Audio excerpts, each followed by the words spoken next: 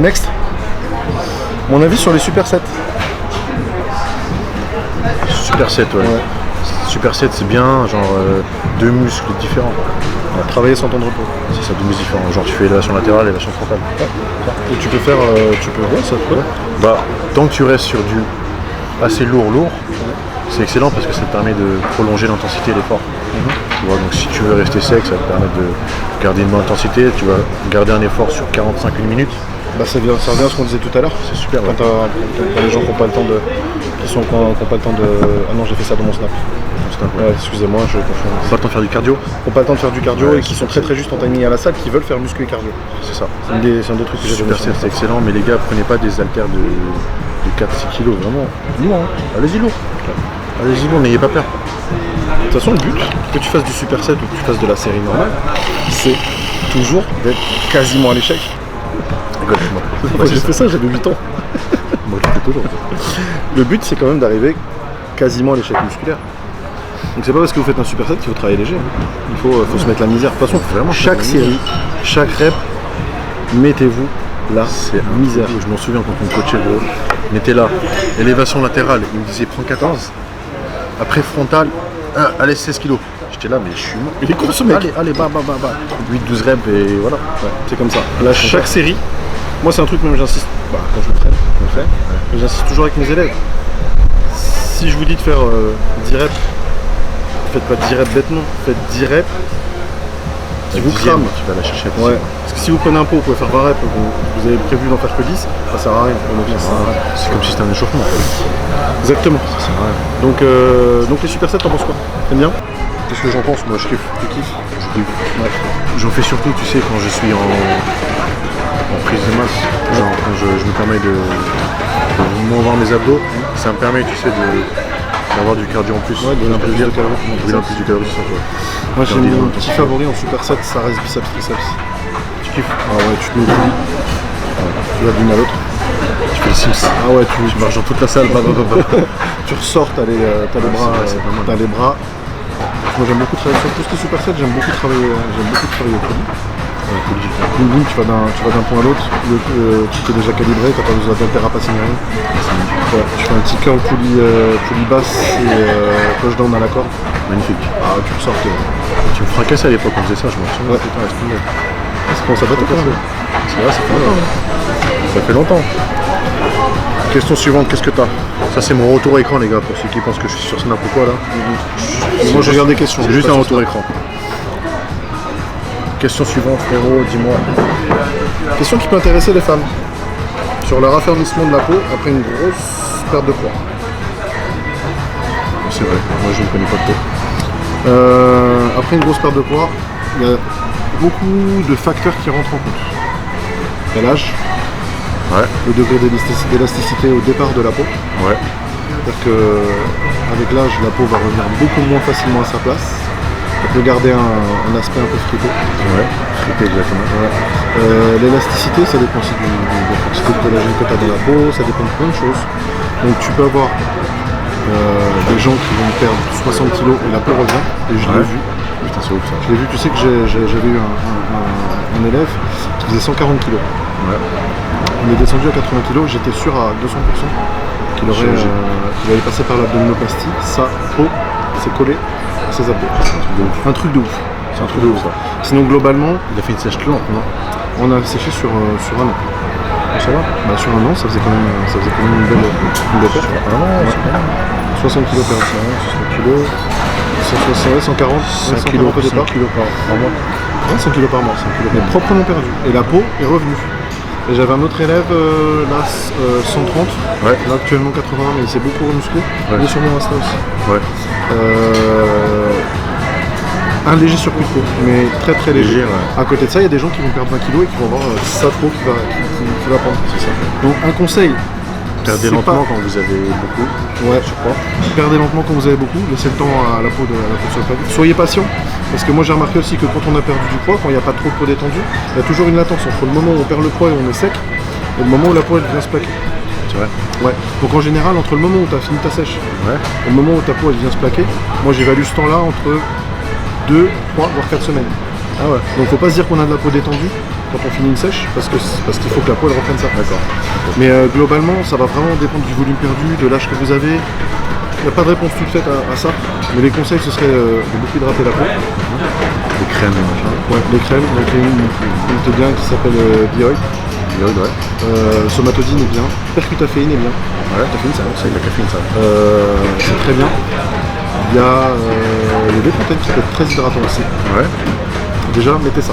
Si vous perdez du poids et que vous savez que vous allez perdre beaucoup de poids, commencez. Dès le départ de la perte de poids. C'est super important de préparer la peau parce que surtout sur avec beaucoup de peau distendue.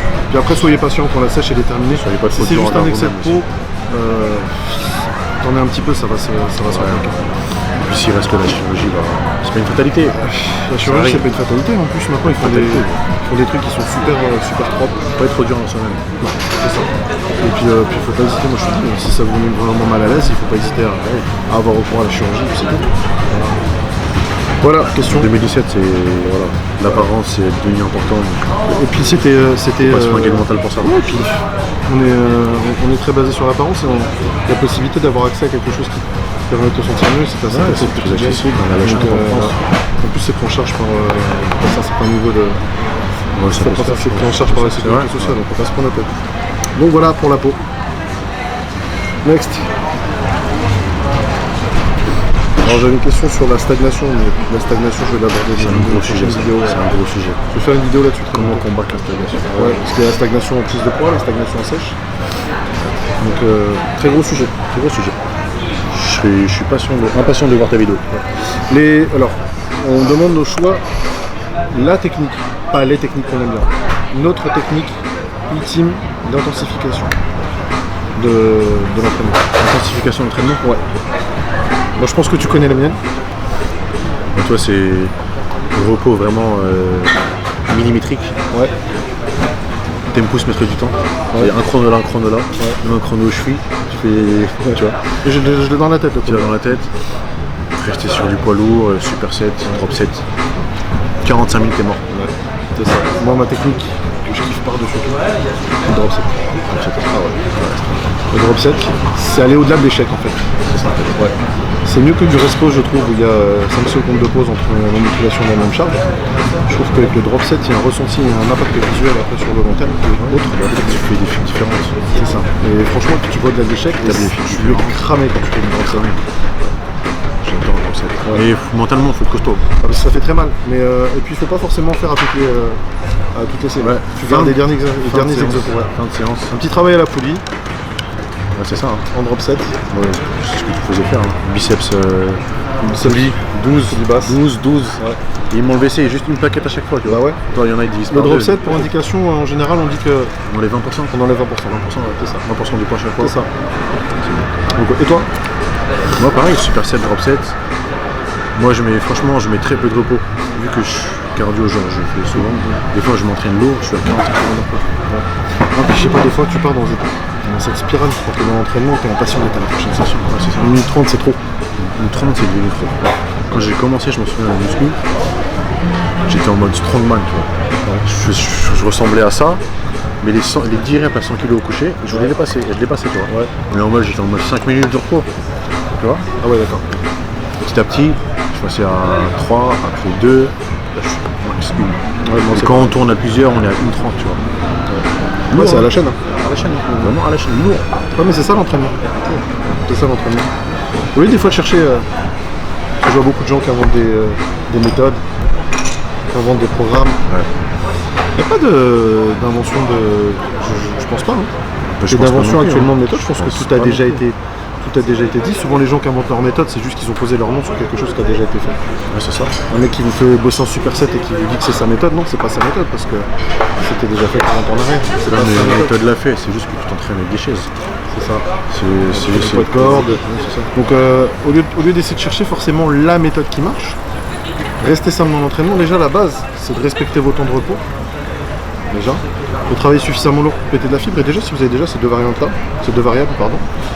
vous allez déjà avoir un progrès de ouf. Cherchez pas les nouvelles méthodes. C'est comme ça, c'est comme les gens qui cherchent absolument les derniers compléments mais qui mangent pas En correctement. complément de ça, manger, je pense, tout le temps la même chose, Non pas parce que c'est plus pratique, mais c'est que comme ça que tu peux voir ce qui marche, ce qui marche pas. Tu vois ce que je veux dire? C'est ça. Parce que si un matin tu te lèves, tu ressembles à Bob l'éponge, tu sais pourquoi? Pas de souci. Et si le lendemain tu te lèves, tu ressembles à Arnold, tu sais pourquoi? Voilà. Alors que si tu manges pas toujours la même chose, je sais pas si c'est l'exo que tu as fait, le drop set, le machin. Après, je vais rebondir sur un truc aussi. Ce qui est bien, c'est faites par vous-même. C'est pas parce qu'un tel a dit, c'est pas parce que j'ai dit, c'est pas parce que Ashkan a dit que c'est forcément. Nous, on a des grandes lignes directrices, on connaît ce dont on parle. Maintenant, il n'y a pas meilleur témoin pour vous-même que vous-même. Essayez quelque chose, si ça marche pour vous, tant mieux. Et si ça marche pas, Tout ce qu'on dit, on l'a essayé. soyez suffisamment honnête envers vous-même pour vous dire aussi. Il faut essayer. Faut essayer, ouais. Moi par exemple, tu vois, diète cétogène. Ouais. Toi et moi, on le préconise pour ceux qui vraiment genre. C'est la méthode ultime pour sécher. C'est ça. Moi, il n'y a aucune raison que je fasse une diète cétogène. Ah non, parce que déjà, t'as pas de mal à sécher, tu vois. Mais je l'ai quand même fait. Faut voir. Maintenant, je sais que je parle. De toute façon, c'est ça. Tu peux pas parler d'un truc si tu ne l'as pas, fait toi-même. Moi, je dis souvent à mes élèves, n'oubliez pas que ce que je vous fais faire, je l'ai fait 1000 fois avant vous. Ça nous est déjà arrivé, genre, tu me poses une question, je te dis je sais pas. Et je te pose une question, je te dis je sais pas. Ouais, ça, de toute façon, ça sert à rien d'entendre les conneries. Tu sais pas, tu sais pas. Faut pas... Hier, tout à l'heure, on parlait de je sais pas quoi, de BCA, je sais pas quoi. On a dit je sais pas. Oui, exactement. Tu vois. Donc, testez par vous-même. Oh, moi, ce sujet, on l'a saigné, mais on me le redemande encore. Pour ou sans gluten? Donc, je sais même pas c'est quoi le gluten. Je te jure, je sais pas c'est quoi. Non, pour de vrai, je sais pas ce que c'est le gluten. Juste, je vais vous dire un truc. Si vous faites des tests, trouvez vos allergènes. Que vous êtes allergique au gluten ou aux oléagineux, par exemple, évidemment, arrêtez-les. Maintenant, si c'est parce que vous avez vu un tel qui vous a dit ah bah, faut pas manger de gluten, vous arrêtez. Pourquoi vous allez vous priver d'une certaine catégorie de nourriture que peut-être vous aimez bien, parce qu'on vous a dit que c'était pas bien de manger sans gluten. Il faut penser par vous-même, faites par vous-même.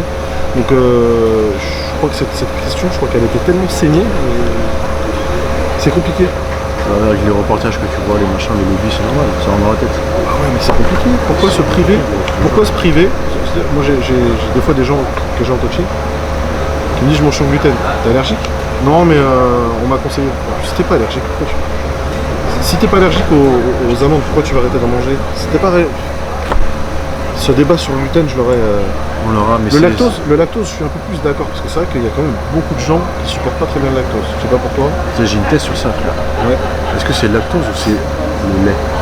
Parce que gros, demain tu achètes du lait gros. Tu vas regarder le carton de lait, le machin, tu vois. Il y aura écrit tant de lactose, il y aura même écrit contient du lactase. Ouais. Tu es d'accord avec moi que normalement si tu as un problème de lactose, intolérance au lactose ou de lactase, ils sont censés te soigner. Ouais. Même avec ça gros, tu seras ballonné, tu seras machin. Alors que si tu tapes 1 kg de fromage blanc, je suis sûr que tu n'auras rien. Ouais, c'est possible. Et je pense pas que ce soit le lactose qui... Moi j'ai une théorie par rapport à ça.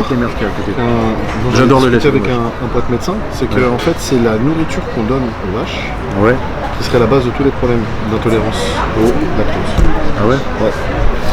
Tout ce qui est déjà l'herbe qu'elle mange, ce qu'il y a dans l'herbe qu'elle mange, tout ce qui est question de tout ce qui est pesticides, qu'elle soit gavée d'antibiotiques. Ouais. Ça c'est sûr, ça rend. Et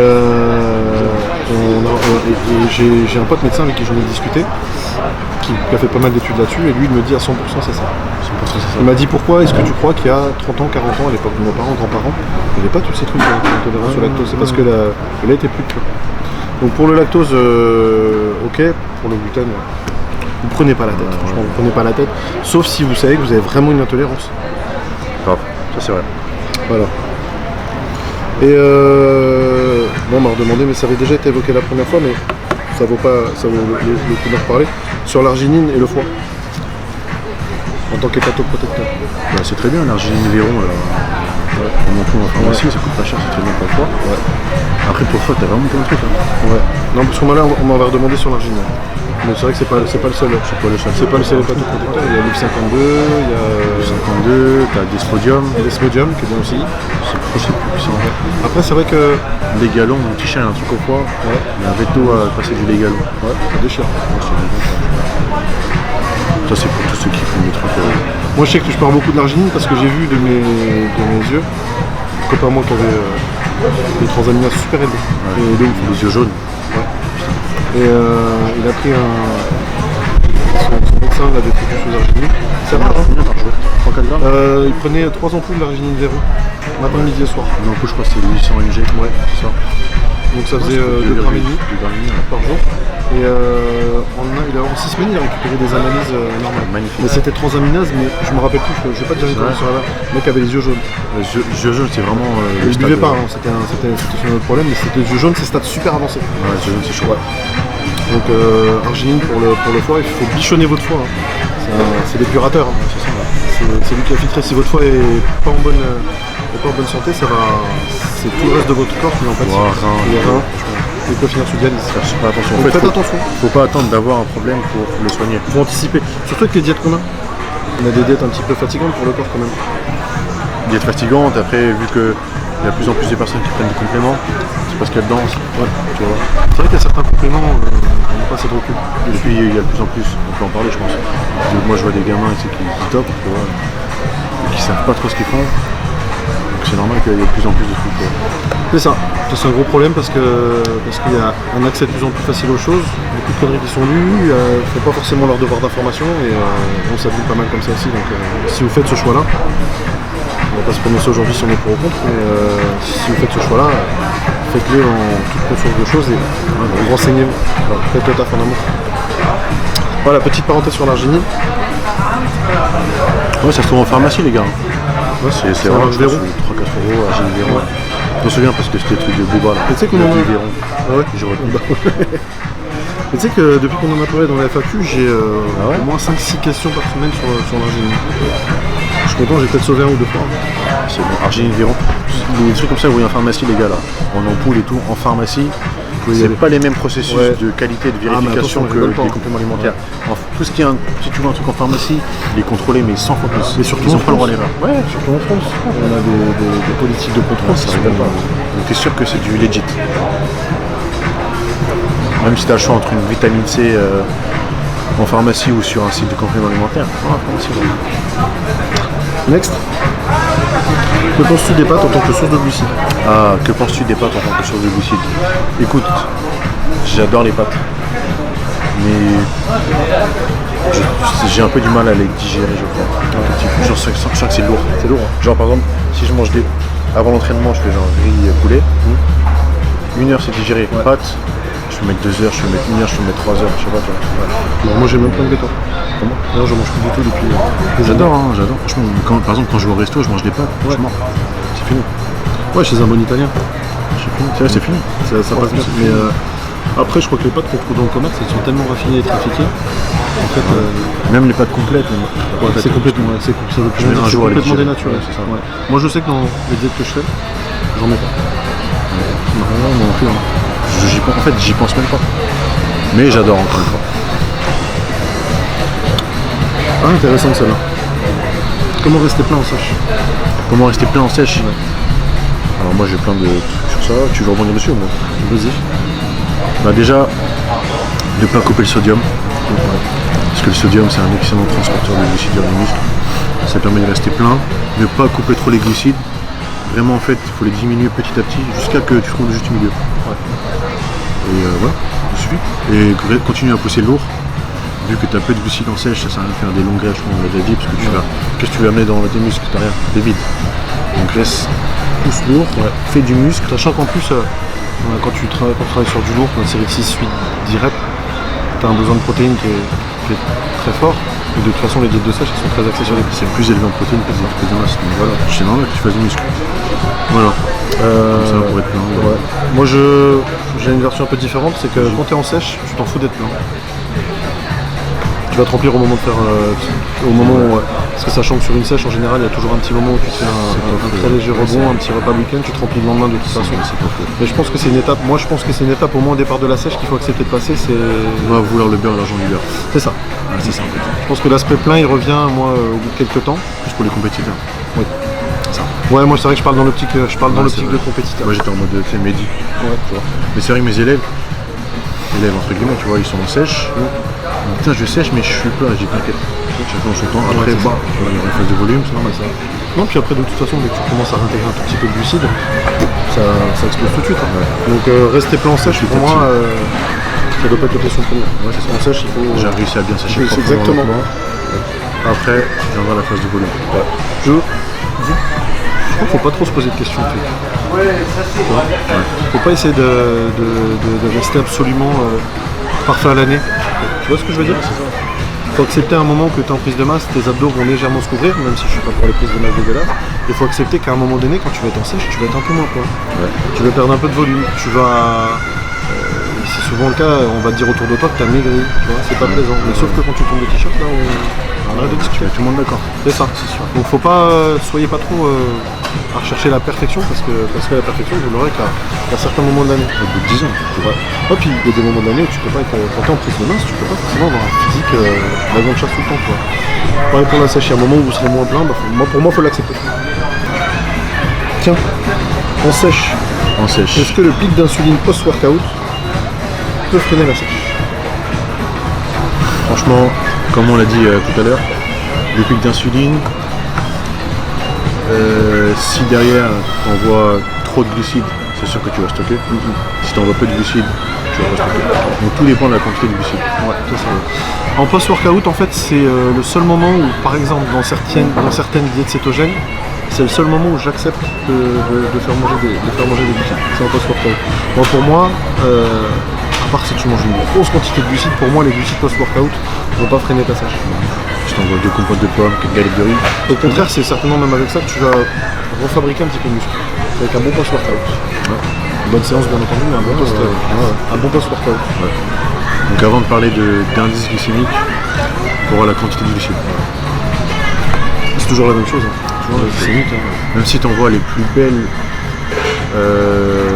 céréales quinoa qui t'a acheté à 25 € le kilo bio machin et tout, t'en envoies 300 grammes, t'as l'indice glycémique il est faible, la charge glycémique c'est la quantité elle est énorme, à une date l'indice glycémique il est à 4000.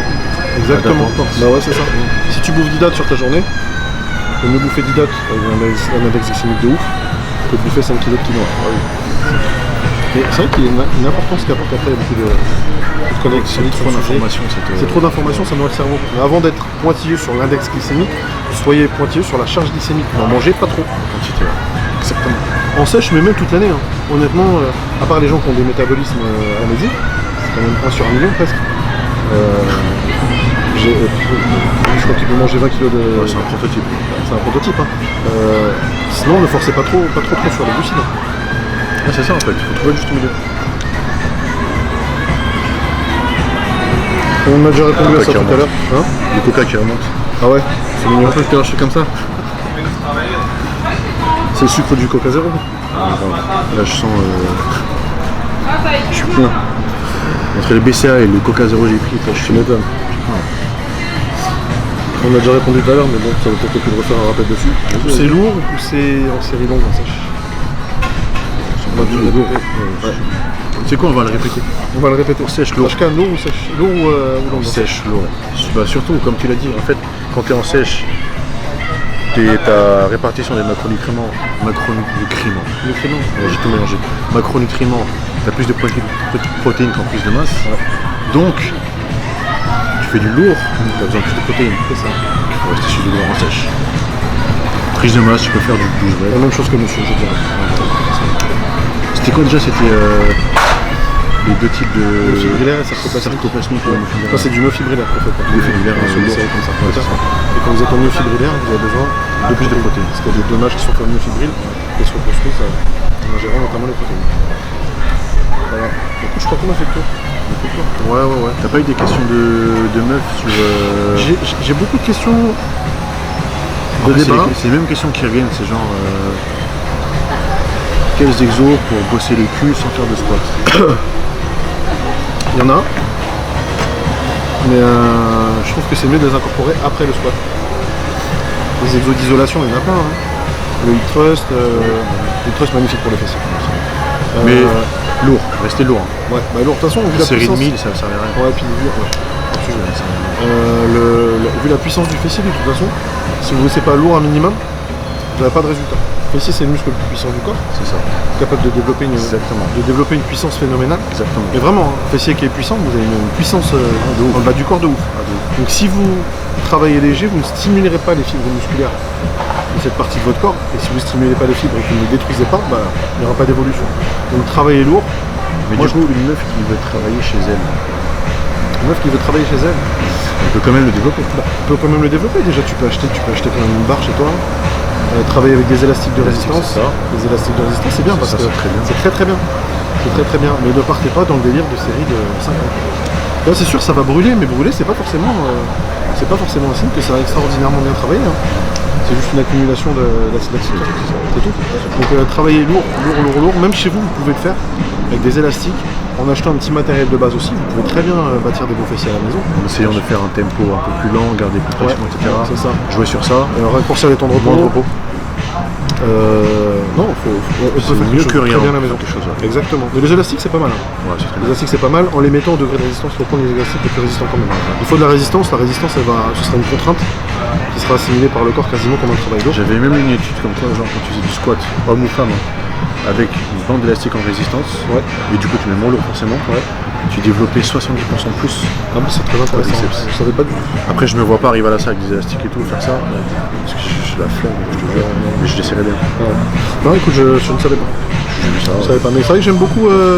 j'ai jamais essayé. Hein. J'aime beaucoup les élastiques. Maintenant, moi, c'est vrai que j'ai quelques personnes aussi que je coach qui s'entraînent à la maison.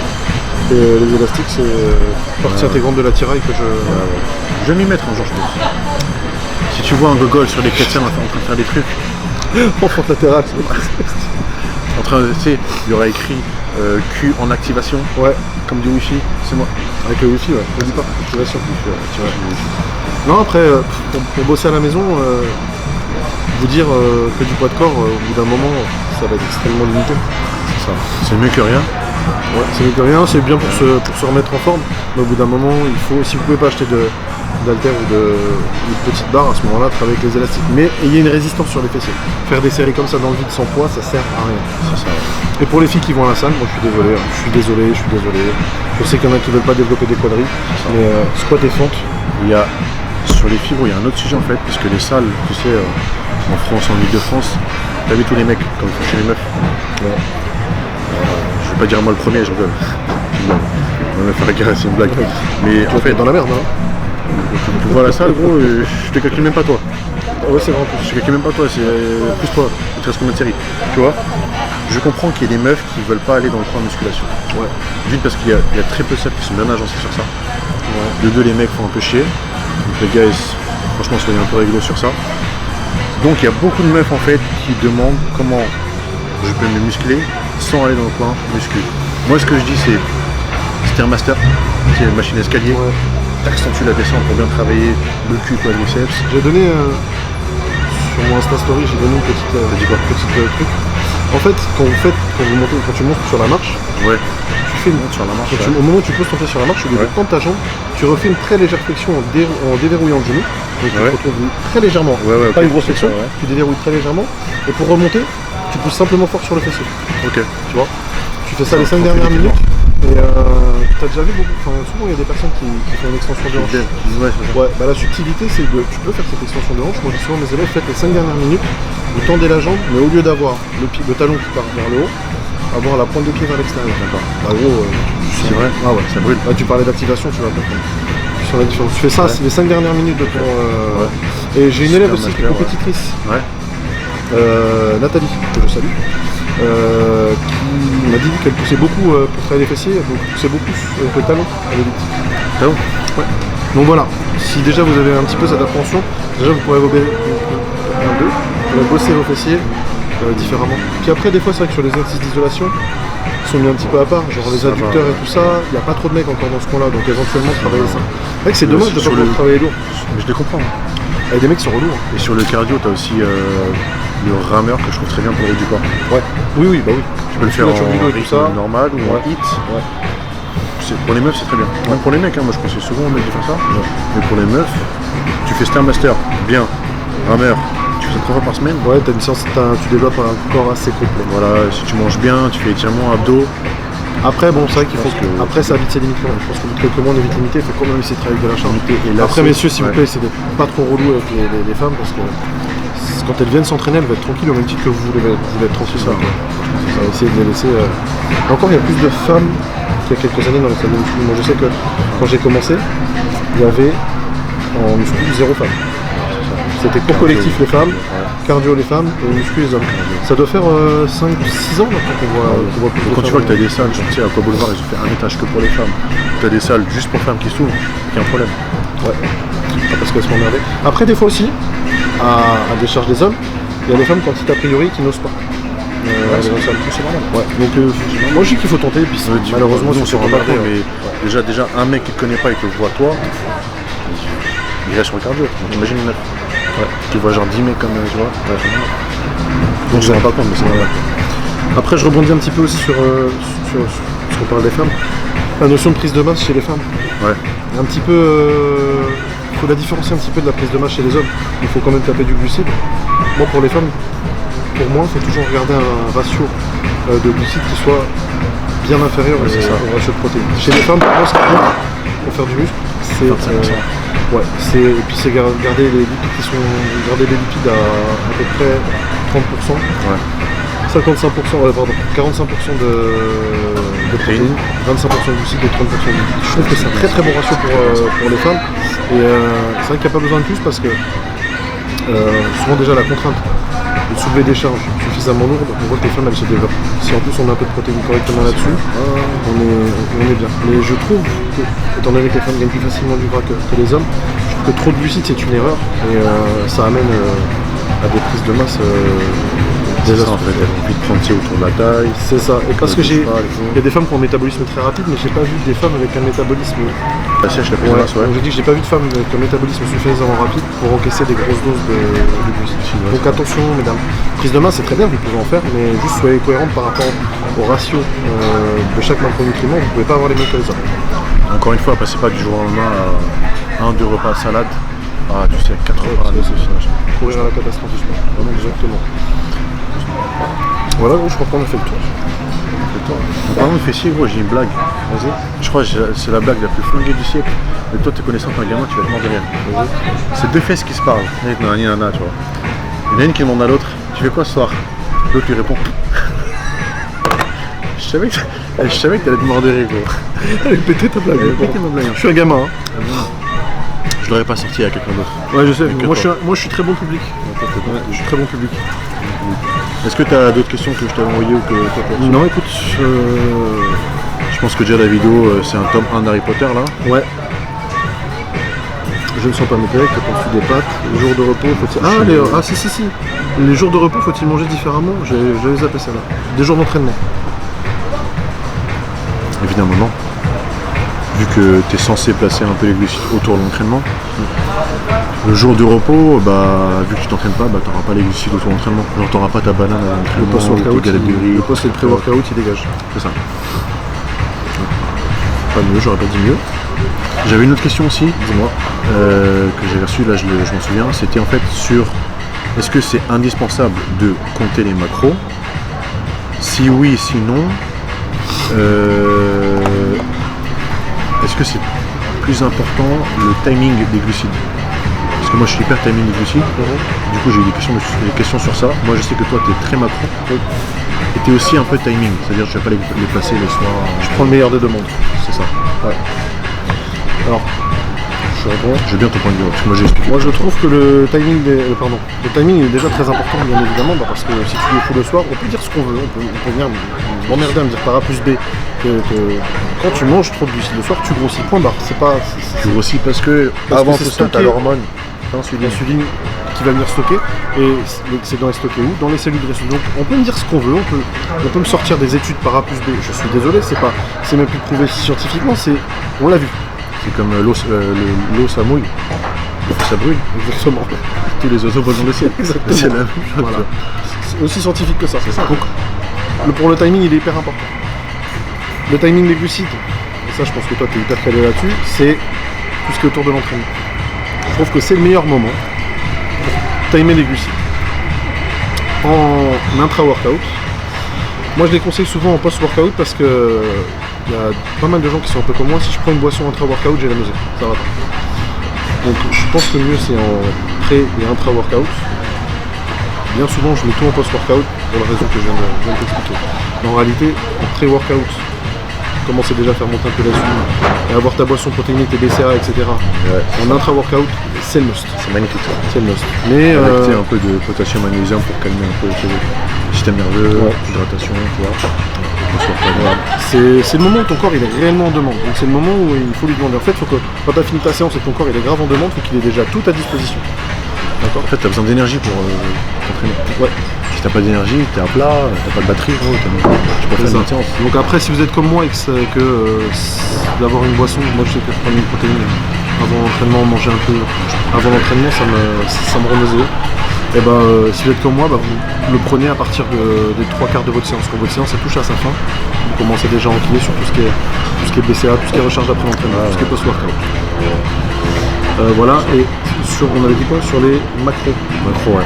C'était quoi déjà la question? Je me suis La perdu. question sur les macros, c'est genre, est-ce que c'est indispensable de compter les macros? Oui, Oui, bah, comme on avait dit, genre, il faut un point de repère. Hein. tu sais pas s'il évolue mal ou bien, tu sais pas pourquoi. C'est ça. Il faut un point de repère. Il faut un point de repère parce qu'il faut savoir, je sais pas, tu es en bulk, tu fais 75 kg, tu as besoin, je sais pas, c'est un truc bidon, tu as besoin de 2500 calories. Faut qu'on sache déjà que tu les as. Donc faut qu'on compte tes macros. Faut qu'on soit sûr que déjà tu as au moins 2500 calories dans ta diète pour être sûr de savoir que tu prennes du poids. Ouais, c'est ça. Après tes macros, c'est important de les connaître aussi parce que si on s'aperçoit que tu es une personne qui prend du gras facilement, c'est important qu'ils soient millimétrés de manière à ce qu'il n'y en ait pas trop. Parce que c'était pas ça, je sais pas, par exemple 35-40% de ta diète. Ouais. Donc oui, c'est très important parce que ça permet aussi d'avoir des points de repère quand vous ne progressez plus, puisque la stagnation c'est un gros sujet, quand vous ne progressez plus, c'est là-dessus qu'on va venir attaquer. C'est augmenter les macros, c'est augmenter les calories, mais si on ne sait pas ce que vous avez dans votre assiette, si vous ne pesez pas ce que vous mangez, si vous faites à la louche, vous n'avez pas de point de repère et pour vous faire progresser c'est beaucoup plus difficile. Donc, compter les macros c'est super important, mais peser sa nourriture c'est super important. Exactement. En plus franchement c'est pas redoit faire ça, C'est ça en fait. Moi je compte pas genre, tu sais, je me dis pas genre fin de journée, mon élève il a genre 2500 calories, mais par contre sur chaque repas, je place un nombre précis de protéines, glucides, surtout de glucides, tu vois.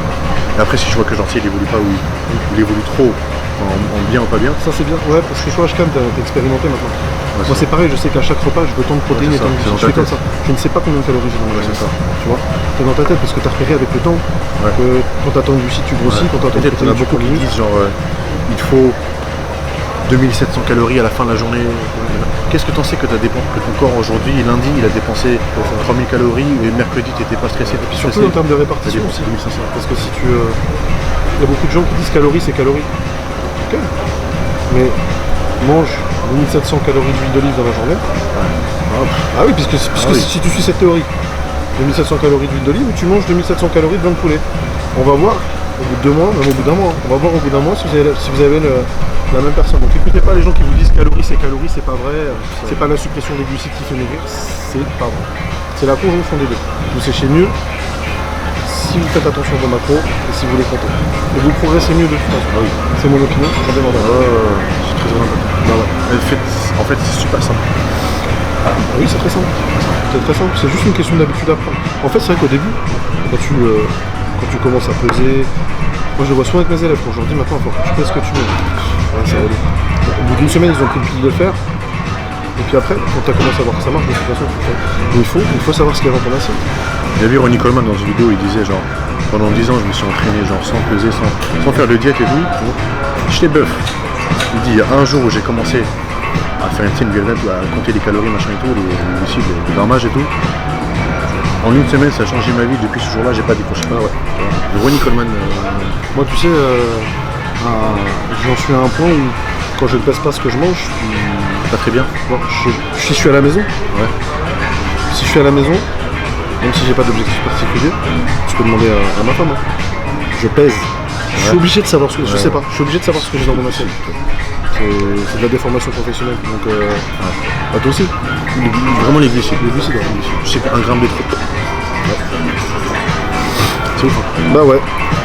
Bon, je crois que si il y en avait une qu'on avait pas fait. Il en reste une. Yes. Est-ce que ça Sur peut être prise de masse. Ouais. Dirty. Ah oui. Est-ce que c'est bien sur pour les hard gainers, Ouais. sur les hectos, sur ceux qui ont grave du mal à prendre du poids, est-ce que c'est bien de faire une prise de masse dirty? C'est genre manger McDo, machin et tout, tu vois. Manquer des calories. Pas du tout. Bon, absolument pas. Ma connaissance, c'est pas comme ça que tu vas prendre du poids. Tu Tu vas prendre du poids. c'est même pas sûr. Parce qu'en mangeant des trucs, tu sais, un indice glycémique super rapide et du gras, il y a moyen que genre ton corps même il va les virer. Ouais.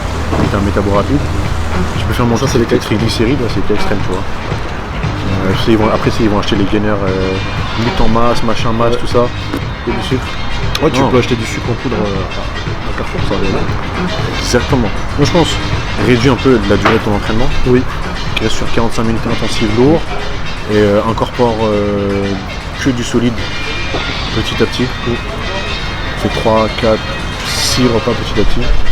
Je pense que ça va bien. Moi, les hard gainers, les cas les plus extrêmes, hein, je crois qu'ils sont très maigres. C'est que du solide en nourriture. Solide, ouais. C'est 3 séances par semaine de muscu, pas plus. Beaucoup de glucides. Beaucoup, bah, eux ils sont à des ratios 50-60% de glucides. Même le soir. Ouais. Même le soir, mais ils peuvent se permettre. Au niveau des séances, c'est pas plus de 3 séances par semaine avec une composante de travail lourd, beaucoup de mouvements de base. Le but, bah ouais, parce qu'en plus souvent c'est des gens qui sont très speed et le fait de ne pas s'entraîner, on a l'impression qu'ils ne peuvent pas progresser. Alors que c'est comme ça justement qu'ils progressent. Il faut vraiment leur laisser des calories pour reconstruire du muscle. Donc s'ils font des séances d'1 heure, 1 heure et demie, 6 fois par semaine, c'est mort, ils grossiront. Chez nous, on a quoi c'est dû en fait les hard gainers. Est-ce que c'est genre le métabo ou c'est pas plus une sensibilité à l'insuline qui est genre pété? C'est ce que je veux dire? Moi je pense que c'est une question métabo, je pense que souvent après tu t'en aperçois, les gens ils sont hyper thyroïdiques. Ah il y a ça aussi, thyroïde. Parce que ça va, moi j'ai remarqué que les hard gainers, très souvent ça va aussi avec une personnalité très speed. Et ça c'est révélateur d'une hyperthyroïdie. De toute façon il n'y a pas de moyen de le savoir, une prise de sang et c'est tout. C'est vrai. Petite prise de sang, regardez la thyroïde, peut-être que vous avez une thyroïde. Ouais, ça peut être un cas. Donc après, voilà, mais c'est sûr qu'il faut canaliser un hard gainer. Il faut que tu sois hyper discipliné sur ta bouffe. C'est pas parce que tu vas mal manger que tu fais pas de la qualité. Hein. Si tu veux vraiment faire du boutique, les mecs ils vont vendre un lutte en masque, non. Et puis après, au niveau de l'entraînement, ne pas en faire trop, des séances qui ne vont pas dépasser, mais pas plus de 45 minutes. Les 45 minutes c'est très bien. Mouvement de base, bim bam boum, série courte. Parce qu'entre 1h et 1h30, t'as 30 minutes. 30 minutes, t'as dépensé je sais pas combien de calories. Alors que toi tu veux au contraire. Ouais. Puis on s'aperçoit, hormonalement parlant, je crois que c'est passé 1h15, le taux testo il commence à chuter de toute façon. Donc c'est pas forcément la cortisol qui monte aussi. Ouais. Ça dépend des personnes. Donc dans le cas du hard gainer, pensez à ne ratez pas un repas. Le hard gainer il rate un repas, il a perdu 1 kg. Donc ne ratez pas un repas, soyez sur du mouvement de base, des séances de 45 minutes, 3 fois par semaine, c'est suffisant. Parce que vous, votre énergie, il faut qu'elle vous serve à reconstruire vos muscles, non pas à faire vos séances. Mais une prise de sang, c'est vrai. Hein. Peut-être checker la testo. Mais très souvent, c'est l'hyperthyroïdie. Checker la thyroïde. De toute façon, pareil pour les prises de sang, il faut le faire régulièrement. Voir que tout est ok. Ouais, c'est vrai. Hein. Pour les natifs et les pas natifs. Ouais. Pour les pas natifs, bien évidemment, mais même pour les natifs. Ouais. Tu sais, on a quand même un mode de vie qui est pas commun quand même, par rapport à ce qu'on mange, par rapport à la somme d'entraînement qu'on a. Ouais. Donc, je vais aussi vérifier les prises de sang. Tous les coca zéro que je m'enfile, que je fasse un truc. C'est très bien. Ouais.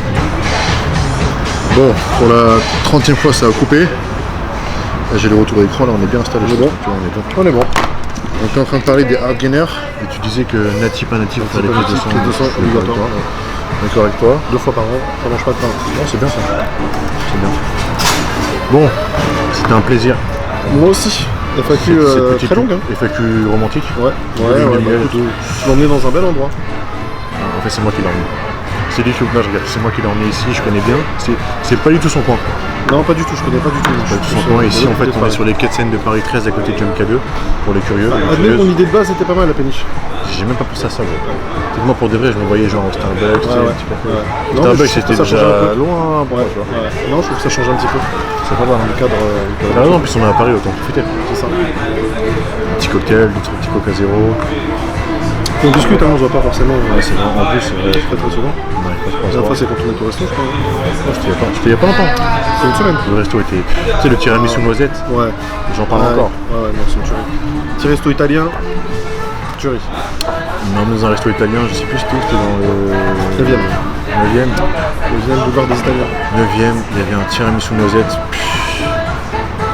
Même la. C'était Côte de Bœuf, on est. Ouais. Il y a un resto à côté, il faut que je t'emmène avec Laura un jour. Ouais. Il fait entrecôte, c'est servi dans les plateaux en bois, tu vois. Tiramisu Nutella. tiramisu Nutella, c'est une tuerie. Quand il est bien fait, c'est magnifique. Et pourtant, j'aime pas trop les tiramisu. Mais... C'est dans les pots à l'ancienne, tu vois. Ouais. Extraordinaire. Bon, Yes. les gars, j'espère que c'était pas trop long. J'espère que les questions étaient pertinentes et nos réponses aussi. Bah, j'espère surtout qu'elle parle pour vous. C'est ça, gars ou meuf.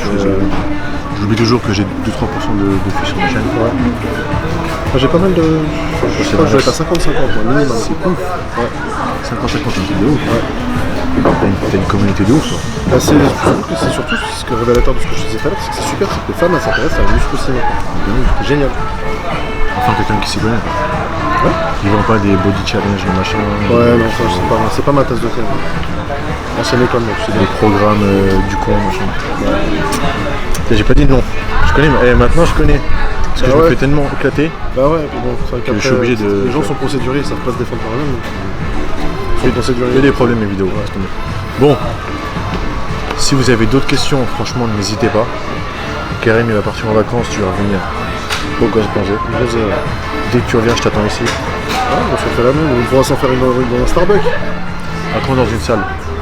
Parce que les gens ils demandent de ouf. Très bientôt. Très bientôt. Je t'explique pourquoi j'ai pas fait de vidéo en salle pour l'instant. J'ai beaucoup axé sur le côté coach et pas le côté athlète pour l'instant. Parce que t'as complètement changé de. Je suis sorti du complètement côté changé. athlète. T'es passé en 2.0. Ouais, exactement. Donc, web. je suis en. Ça va venir. Et pour l'instant, j'ai beaucoup développé le côté coach. Après, maintenant que ma communauté elle est un petit peu grandi, ils ont des demandes un peu plus larges. J'ai compris celle de me voir en salle. Donc, je pense qu'à mon retour de vacances, ce sera avec un très grand plaisir. Parce que là, on va faire des vidéos. Ouais, et puis on parlait de toi avec Marvin l'autre jour. Ah ouais? Ouais, les extraits on va faire une vidéo tous les trois. Ouais, on va faire. Ouais, de toute façon, on est ensemble. Hein. Ouais, bah de toute façon, on est là. On a une petite fille, Yaya. Donc oui, je pense que. Ouais, bah. Mehdi, c'est une obligation. The Mehdi. Ouais, The Mehdi. Broly. Tu sais que maintenant, les gens dans la rue l'appellent Broly. Ça m'étonne pas. Broly. Ouais. Non, mais là, toute l'équipe avec qui t'es, c'est des bons gars. J'aime bien la mentalité. Bien, bah, c'est la famille. C'est des gens qui sont comme toi, ils sont vrais, ils font pas de boucan. Et c'est comme ça qu'on. C'est les vidéos, en fait, les vidéos qu'on tourne, on est comme ça. C'est ça, c'est sincère, il n'y a pas de cinéma. On est vraiment comme ça. Si je nous vois à la salle, tous ensemble, on est comme ça. Ouais, c'est ça. Bah, moi, je le sais parce que je te connais personnellement. Comme ça. On est vraiment comme ça. Donc On voilà. s'entraîne jusqu'à la mort. Et quand il faut se pousser, on se pousse. Quand il n'y a pas besoin de parler, on parle pas. On dit on est capable d'être une heure ensemble sans s'adresser à un mot. Et quand vraiment il y en a un qui va pas, on pousse. Jusqu'à la mort. Jusqu'à la mort. On remet en place. Voilà. Non, ce sera avec un plaisir que je ferai une vidéo avec mon salle. Partagé. Tout ça. Je vais me mettre de nouveau en mode prise de masse à la rentrée. T'as combien de kilos là? 126. Je suis pas loin. Ah, peu de choses pas. Qu'est-ce que t'enlèves? Ah, t'enlèves une petite côte de bœuf, je suis pas loin. 126, honnêtement, j'aimerais bien. Le rêve serait de péter les 135, parce que le plus lourd que j'étais, c'était 135. Moi, J'ai pas peur de genre. 132. J'en prends les Je escaliers. m'en fous. Non, de toute façon, je fais toujours du cardio derrière. C'est vrai. Moi, ce qui est gênant, c'est au niveau quantité de nourriture à avaler. Mais sinon, c'est un petit challenge que je me lance. Est-ce que j'aurais le temps de le faire ou pas? Un challenge, c'est ça? Ouais, c'est un challenge. C'est un challenge. Après, c'est beaucoup de temps. Pour monter à 132 kg, c'était 9 repas dans la journée. Donc, on va voir, mais en tout cas, avec grand plaisir. Et merci de m'avoir invité. Avec grand plaisir. Merci de nous avoir écoutés. Ouais, franchement, merci à vous, c'était très long. Encore une fois, n'hésitez pas si vous avez des questions. Nous, on y répond avec les connaissances qu'on a, l'expérience. On prétend rien, encore une fois. Hein. Moi, je prétends rien du tout. Je vais encore tout pas avoir la apprendre. sensation Moi, le plus premier, simple. tout apprendre. Dans 20 ans, on va Autre chose à apprendre. apprendre, c'est ça. C'est pour ça que c'est passionnant ce truc. Ce qu'il y a, c'est que quand on me pose, enfin moi pour moi, quand on me pose des questions, je réponds avec les armes que j'ai. Je dis pas que les solutions que je donne sont les uniques solutions. Je dis qu'en tout cas, ce dont je parle, c'est de mon vécu en tant qu'athlète et en tant que coach. Et quand je réponds à quelque chose, c'est que je sais. Et si je sais pas, je dis je sais pas. Exactement. Et pas honte à pas savoir, de pas tout savoir. Exactement. Au contraire, c'est hyper important Ah ouais, d'apprendre. c'est une qualité d'humilité d'être capable de l'admettre aussi. Bon, à très bientôt frérot. À très bientôt. Peut-être tu auras 10 kilos de plus. Moi peut-être 500 grammes de plus, 500 grammes, je suis là comme ça. Merci frérot, merci mon Dieu. À la prochaine. À la prochaine. Peace. Prenez soin de vous. Ouais, sans doute. Bon. Frérot écoute, là on va tourner une vidéo. Ouais. C'est une vidéo mais c'est plus une séance, tu sais, Mehdi fait prépare sa compétition là. Ouais. Et c'est dans peu de temps, je pense que c'est dans. Là on est le 1er et le 2. 15-20 jours. Ouais 20 jours, c'est dans 20 jours. Et en fait, je trouve qu'il lui manque un peu de brachial. Okay. Ses seuls points faibles entre guillemets, c'est comme tu sais, le dos, les dorsaux, le bas du dos. C'est déjà très bien. qu'il a rattrapé. il a déjà rattrapé. C'est pas mal. Il reste encore un peu temps de faire l'avion. Ouais. Par contre là on va tourner les bras. Et toi t'es d'accord avec moi, il manque un peu de brachial. Ouais. Le reste c'est extraordinaire, brachial, un peu triceps. Là regarde sa shape un peu gros. Mais effectivement, brachial un peu.